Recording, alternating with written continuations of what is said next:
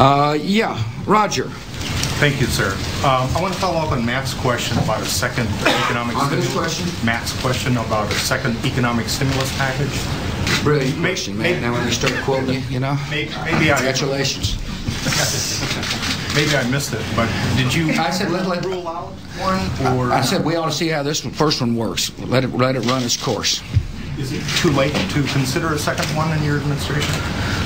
You know, we're always open-minded to things, but let's see how this stimulus package works, and let us deal with the housing market with good piece of housing legislation, and the energy issue with good energy legislation, and the trade issue with good trade legislation. People say, "Oh man, you're running out of time. Nothing's going to happen." I'll remind people what did happen. We got a good troop funding bill with no strings. Got a GI bill. We got FISA. What can we get done? We can get good housing legislation done. We can get good energy legislation done.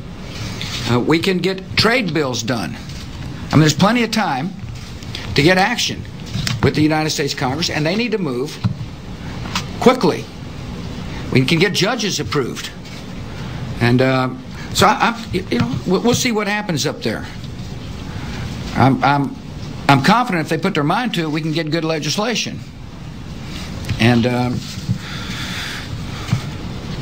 let's see here. Yeah, Mark. Mr. President, understanding what you say about energy supplies being tight and the debate over energy, which has gone on for years and will continue long through the campaign and into the next administration, one thing nobody debates is that if Americans use less energy, the supply-demand equation would improve. Why have you not, sir, called on Americans to drive less and to turn down the thermostat? They're smart enough to figure out whether they're going to drive less or not. I mean, you know, it's interesting what the price of gasoline has done is it caused people to drive less. That's why they want smaller cars. They want to conserve. But the consumer's plenty bright, Mark. The marketplace works.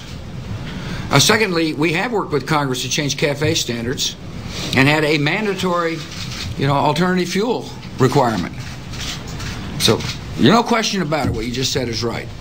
One way to correct the imbalance is to save, is to conserve. And as you noticed my statement yesterday, I talked about good conservation. And,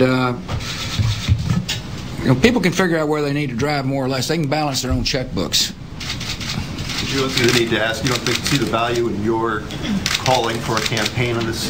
I think people ought to conserve and be wise about how they use gasoline and energy. Absolutely. And there's some easy steps people can take. If they're not in their home, they don't keep the air conditioning running. I mean, there's a lot of things people can do. And but my point to you, Mark, is that it's a little presumptuous on my part to dictate to consumers how they live their lives. The American people are plenty capable and plenty smart people. And they'll make adjustments to their own pocketbooks. That's why I was so much in favor of letting them keep more of their own money.